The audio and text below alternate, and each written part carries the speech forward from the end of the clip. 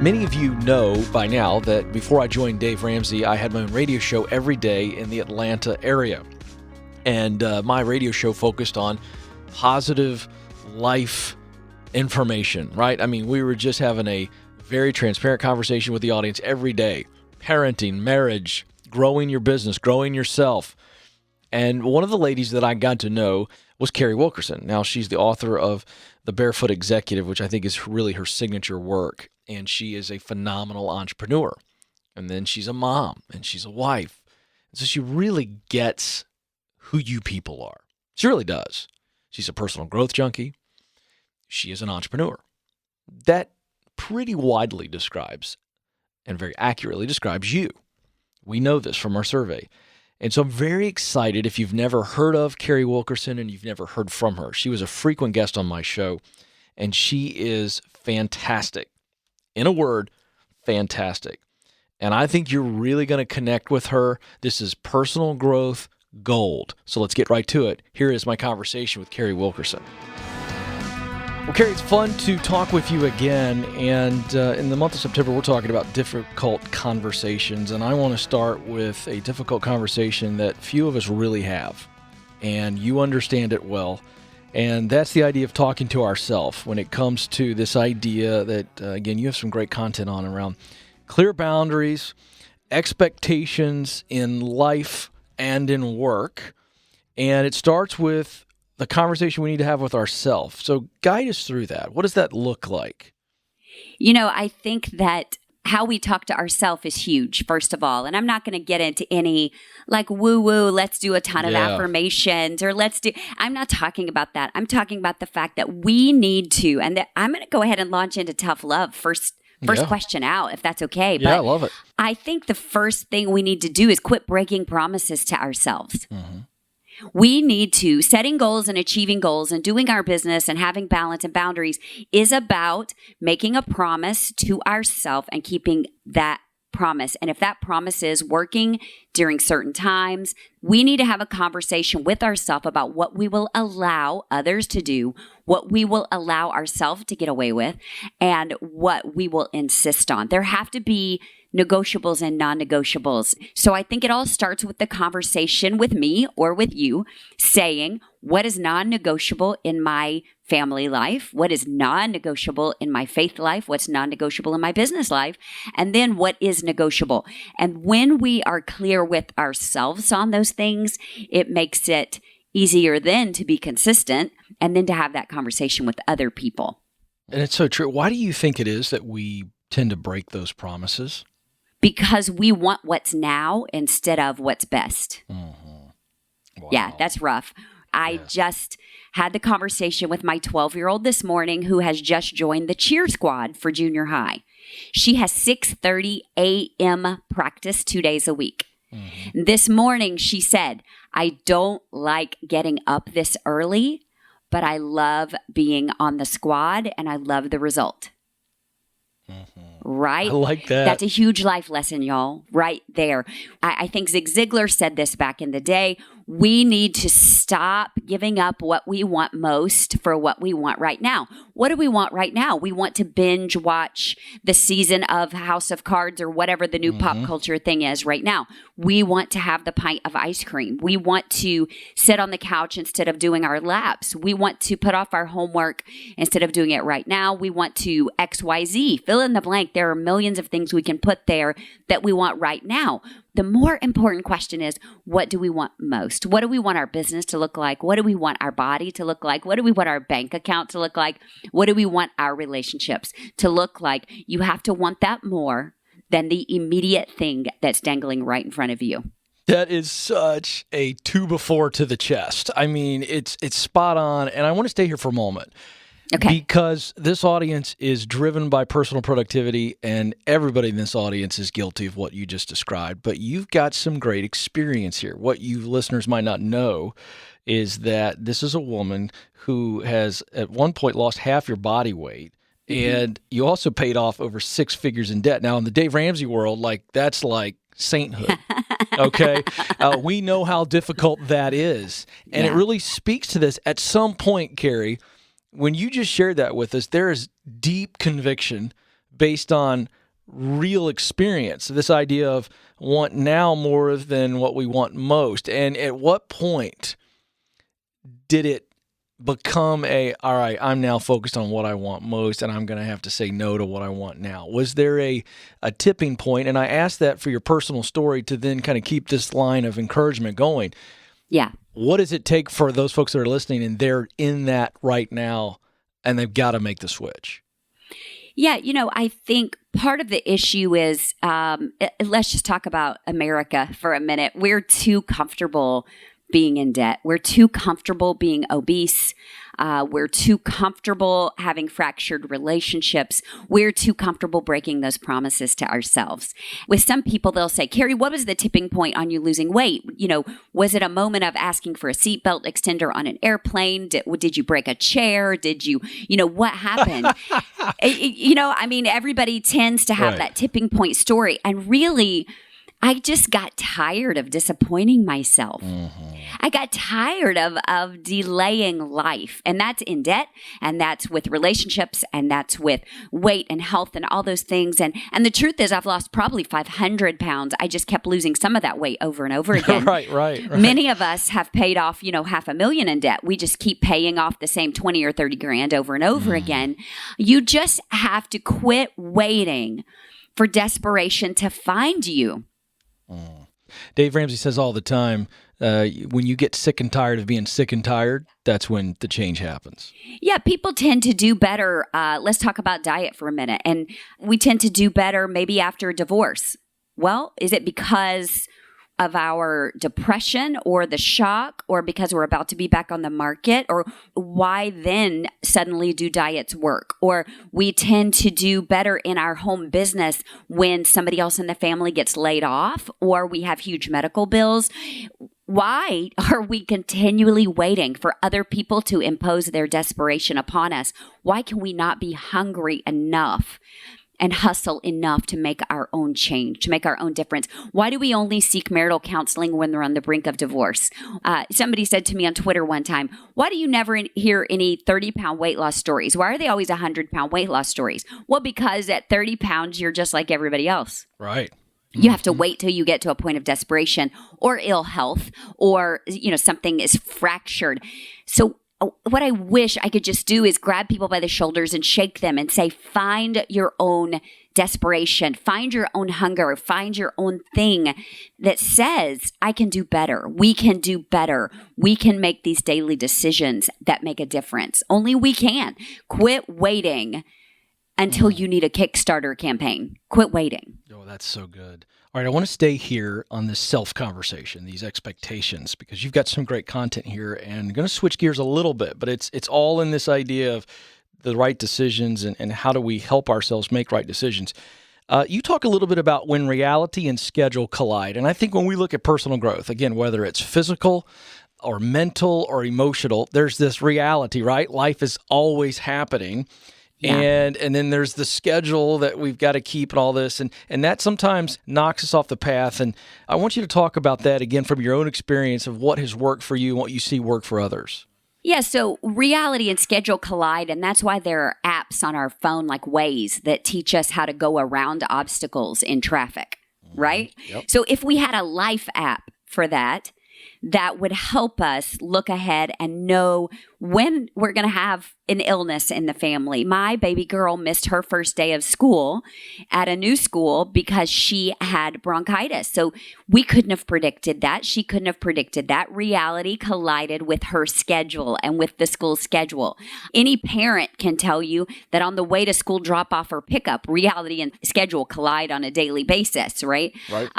In other ways, having a newborn, anybody that's ever had a newborn, whether adopted or given birth, knows that the reality is sleep deprivation and feeding on demand, and that collides with what's on your calendar. And, we have to plan for those things. It's called life. And we have to quit acting like everything is a blueprint or a prescription, et cetera. So those of us that seem to be into the self-growth, or we try to teach personal development, we have life like that too.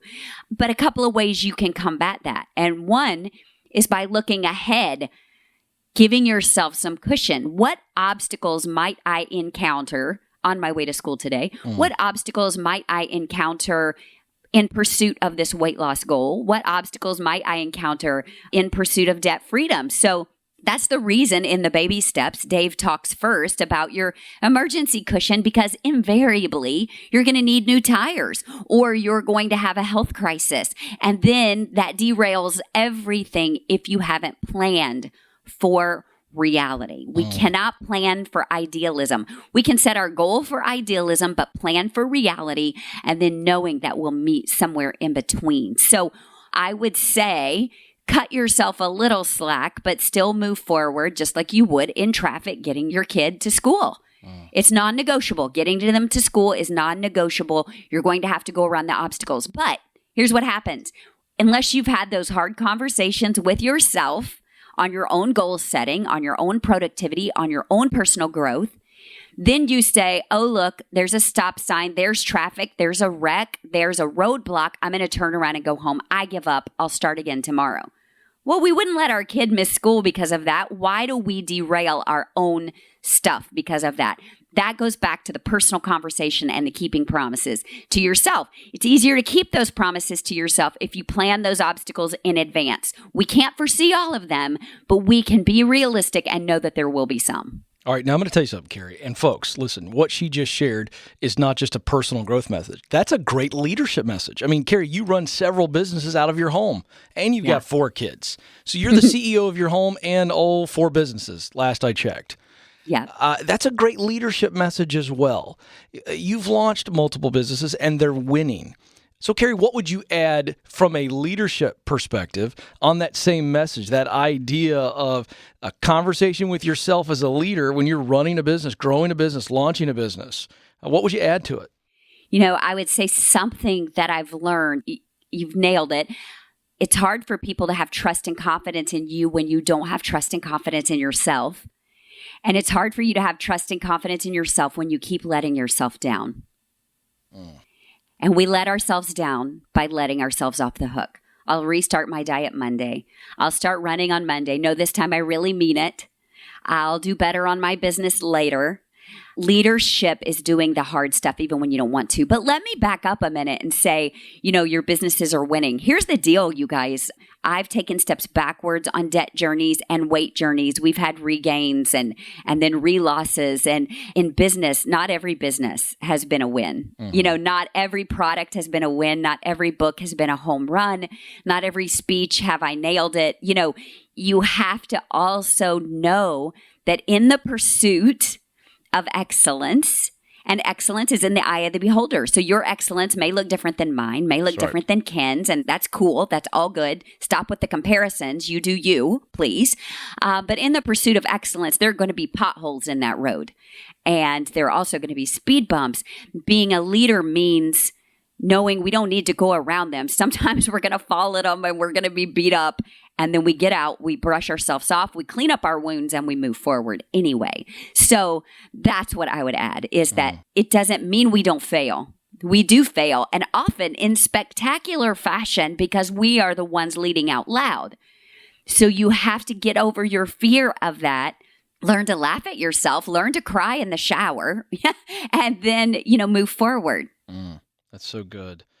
I want to switch gears now. So we've been talking about expectations of ourselves, tough conversations with ourselves. I want to talk about others. You've got some great thoughts on this. And I want to start with a topic that I don't know if we've talked about it much on this podcast, but when I saw it in the preparation and some of the things that you would be willing to talk about, it really jumped out at me. So it's not a fun topic, but I want to dive right into it, folks, and it's resentment.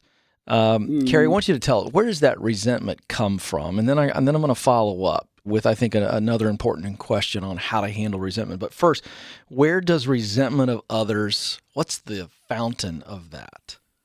I think resentment comes from unmet expectations. Very simple. It can be, right?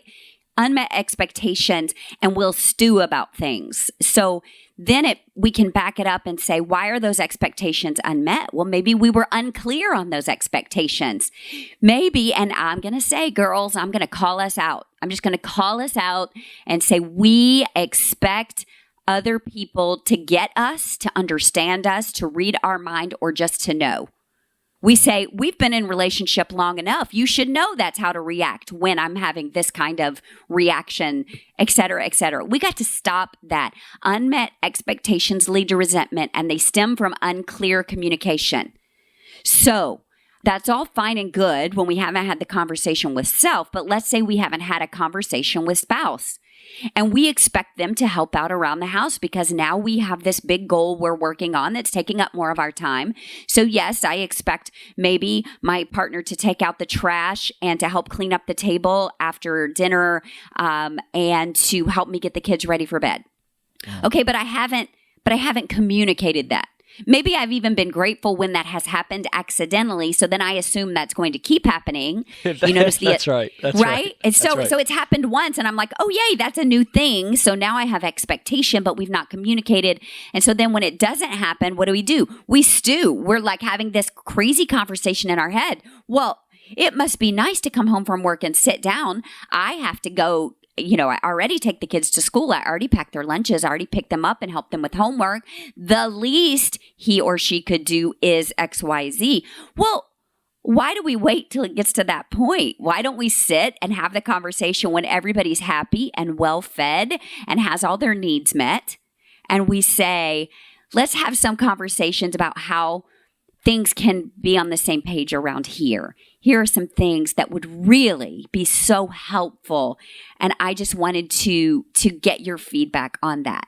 Instead of the resentment conversation where we blow up, we have a rage, we stomp our feet, we have tears, and then the other person who doesn't even know why they're having knives thrown at their head shuts down completely, and then they either chalk it up to hormones or a bad day or I'll go do this now so they'll be happy tomorrow.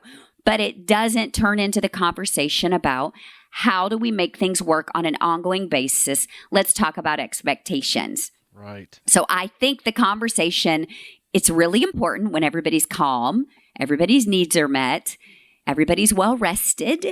Yes. You have a conversation and say, I'd love to talk about how things are going right now and how things could work best for everybody. Is this a good time? Can we talk about this? And then say, and what are some expectations you'd like to see on my behalf? And it may be that he or she says, it'd be really helpful. The dinner hour just makes my head explode. If I could walk in the door and we could eat within 30 minutes, I think everybody's blood sugar would be great. How do we work together to make that happen? Does this look like takeout on Tuesday and Thursday? Does it look like I'm going to meet you at Chili's on Monday? Does it mean we eat at the church on Wednesday? What does this look like? How can I help? If we're having those conversations before it becomes resentment, it avoids the resentment factor. And guys, I'm talking about in money issues, in travel for business issues, all of these issues. It matters. Have the conversations. They don't seem like fun, but they're groundwork. That's with your partner. That's with your kids. That's with people involved in your business. That's with your team. That may even look like a conversation with teachers. I have a conversation with my kids' teachers at the beginning of every year. I say, I do work at home, so it may seem like I have a really flexible schedule, but I'm going to go ahead and tell you I'm not the Pinterest mom that makes the things and cooks the things and does all those things. I am really more helpful with funding the moms who have all those ideas. Right. You'll buy the popsicle sticks. You're not going to decorate them. Right. So can I give you a check to help with projects? I just don't want you to expect that I'm going to be up here once a week cutting out the things when really it's better for me to fund the supplies. And I've been having that conversation ever since I've been working at home. And guess what? They love it. And then nobody has this hanging, like, does the teacher expect me up there? What are the moms saying about me? Blah, blah, blah. We can get that out of the way in advance. And it just makes everything happier. So why can't we have these conversations ahead of time with the kids? These are my expectations. What are your expectations? And then you find a middle ground ahead of time. Unmet expectations lead to resentment. Resentment leads to damage and to things that you cannot take back. Yeah, I wrote this down, folks, and this is something that I'm taking away, and I think this is really good. What I'm learning from Carrie on this is that when we let resentment fester, it will bubble up and come out. Yep. And when it does, the emotion of that boiling over or bubbling up it actually cancels out the expectations that you're trying to reveal because the emotion's so unhealthy that they don't hear the expectations. So it's better to just deal with it early on, as difficult as it may be, correct? That's what I'm taking away from that. Yeah, sometimes those are tough conversations, but it's easier than the fights and the resentment and the threats later. Yeah, you lose credibility when you're emotionally not stable because of the resentment. All right, that's really good. All right, I want to move forward because you're really great with time and workload boundaries. And there's 2 points I want to cover here. The first one is, I love how you put this. You say, we need to create space without being a diva. So guys, don't check out on this because you can be just as big a diva. And I get what you're saying. How do we create healthy boundaries and space without coming across like we think we're, more special than everybody else because we've got these nuanced and defined kind of boundaries? Well, let me back up and say people that work at normal jobs and clock in and out, so to speak, they have those boundaries kind of built in. People don't expect them to run, cleaners errands and babysit their kids during the day and go meet for coffee during the day. Am I right? I mean, they have these built-in boundaries. Those of us that either are entrepreneurs or, work at home, even if we work for somebody else, or maybe are in some type of ministry or authors or speakers, our boundaries are not created by someone else. So number one, we're more lax with them ourselves because let's go back to point number one, we haven't had the conversation with ourselves. And number two, we certainly haven't trained anybody else what to think. So we immediately get like bad guy syndrome. We feel like if we tell somebody no, it makes us look like we have self-inflated importance, but that's not it at all. So the most important thing is to know what your boundaries are, have the conversation with you. Number two, to be decisive about them.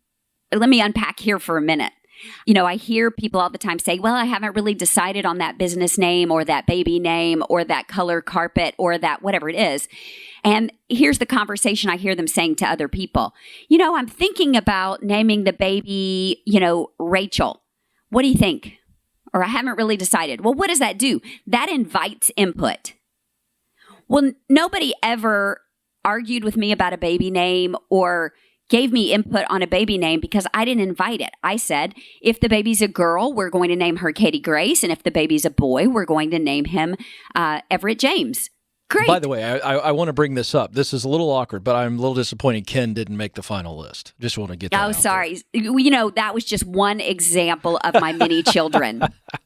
I love that. So nobody ever gave me input except that they would go, oh, great. Right. I love that. Oh, I know somebody. But if I had said, well, I'm thinking about, Margaret Louise, but we're not sure. Well, you know what? You don't want to do ML because that doesn't really flow with your last name. Or I knew this girl named Mildred. You know how they do. Absolutely. It's the same, like at the church carpet. Well, we haven't decided between red or blue carpet. So then everybody has an opinion. People do this also with their boundaries. Well, I'm not sure if I can do coffee. It's such a busy work week for me.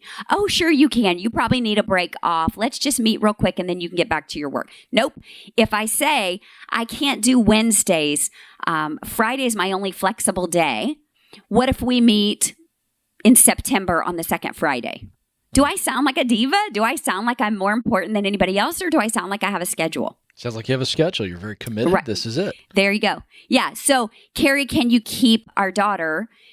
She has an ear infection and can't go to school, but we're out of days out. Oh, thank you so much for trusting me with your daughter. However, because of my work schedule during the day, I don't have the space to keep kids, but can I recommend to you a couple of sitters that I love? Mm-hmm. Or does my guilt kick in and I go, because I haven't had the conversation with myself. I haven't put my schedule down. Or maybe worse yet, I'm not disciplined enough that I'm really working during the day. And so I don't feel like I have any reason to say no. It just all backs up to having your own boundaries and being able to state them. So you do have to role play and practice some of those scenarios until you get good at them. But the best way to do that without being a diva is to say, let me check my work schedule or let me check my calendar and I'll get back to you by Tuesday or I'll get back to you by Wednesday. That gives you time to get out of the emotion, to get out of the face-to-face, to go back and really look at what you've got going on and to formulate that in a non-emotional, non-guilt-driven way. Mm-hmm. Yeah, and again, another takeaway here for me is that we've got to make the important decisions in concrete. Make them, and then you spend the rest of your time just managing those decisions. So you've already made the decision. So Right. now when all these things come at you, you just go back, well, I got to manage my decision. I've already made this decision. I think that's really good. Let me ask you a follow-up here. Okay. Because I think that's really good, but how do we begin to retrain people? I went through this several years ago when Tim Sanders, who's you probably know Tim, he's a best-selling author, he's a friend, and he gave me some breakthrough stuff on email, this tyranny of the urgent, because there's some people who just freak out if they don't have their inbox empty by the end of the day. And he said, you got to retrain people who email you. So you create a flow that works for you, and it's going to take a little while. They will realize you will not get an email from Ken at night or on the weekends. That, by the way, is true. So if anybody wants to email me and you're listening, I'm not going to answer at night. And the reason is because Tim said once you answer at night or on the weekends, you've created an expectation. And so I didn't mean to get too long into that, but that's the example there. So how do you recommend to us on these clear spaces that we need to create, how do we then retrain people we live with and work with? All right. So number one is to retrain yourself and stop making exceptions. I was checking out at a mega store the other day, and the woman said, I said to her, is your line closed? And she said, you're the last one I'm taking. I said, okay, great. So we're checking out. The guy behind me comes up and said, your light is off. Are you closed? She said, you're going to have to be the last one. I've got to clock out. Long story short is 5 more people came up and she kept making exceptions. So is she having a hard time training people, or is she having a hard time training herself? So number one is you have to train yourself to be okay with the boundary. Number 2 is you have to have the conversations with people in a decisive way, like I mentioned. So if you are trying to answer emails, again, are you retraining people? Are you retraining yourself? Or do you need to just put an autoresponder on your email? Thanks for your email. I got it. I respond to emails during weekday business hours. Look for an answer from me within 48 hours. Every email system has an autoresponder, whether you use Gmail or, heaven forbid, like Yahoo or Hotmail.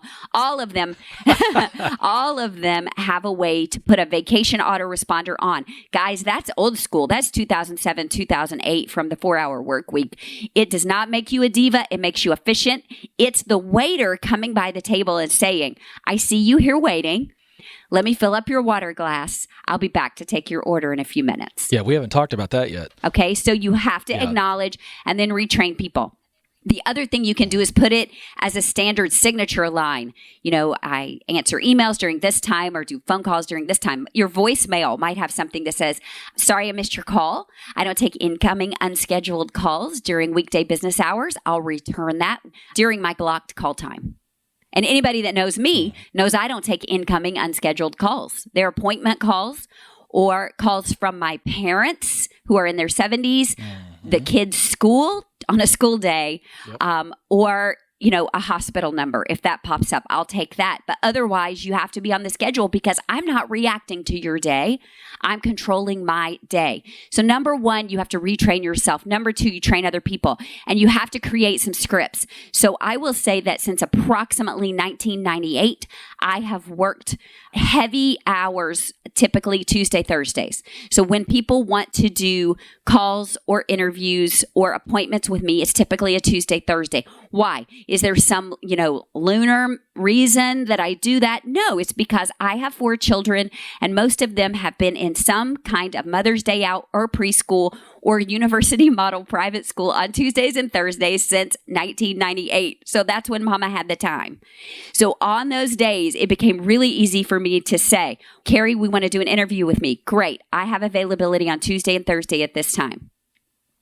It also became easy for me to say when people said, hey, let's do a play date or a lunch date, it became easy for me to say, we can't do Tuesday or Thursdays. Those are my scheduled income time. Those are my scheduled work time. Those are blocked off. If you call the dentist, he doesn't conform to your schedule. He's got days for new patients. He's got days for checkups. He's got days for braces. He's got days for whatever it happens to be.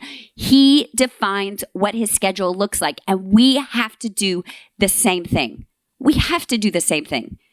Otherwise, we've just got another job or another ball and chain and we're reacting to everybody else. So retraining other people looks like, number 1, you retraining yourself. Number 2, creating some scripts, some responses, creating some calendar block time, and keeping those promises to yourself. Love it. All right, final question, putting you on the spot, so to speak. very large audience. You've got leaders of all levels. You've got just personal growth junkies who aren't even in leadership. The people who listen to this podcast want to get better. They want to make the most of their potential, and you certainly model that as well. So final question, I want you to speak to our listeners and challenge them on a key conversation or a couple of key conversations that they can have this week with themselves, maybe with others. I'm going to leave it up to you to decide what to share with them to encourage them in their week as they listen to this. Ooh, that's a big order. And I'll tell you, my first reaction is to be a little emotional at that charge, because I know in my gut, in my heart, wherever you have the seat of your emotions, right? I know what a game changer this can be for you listening. I would say, number one, set some space, 20 minutes, 30 minutes to get by yourself, turn off all your incoming notifications, set a timer if you need to, and really get clear on some hard conversations with yourself. Number one, what promises are you continually breaking to yourself? Why do you keep letting yourself down? Have the conversation, be tough on yourself, and also loving. Have some grace, but do better. So have the conversation with yourself, and then look at some areas where you have resentment. Where do you have resentment? And what conversation do we need to back up from there in order to start healing some of that? Is that with your shareholders, your family, shareholders, or people you work with, or some team?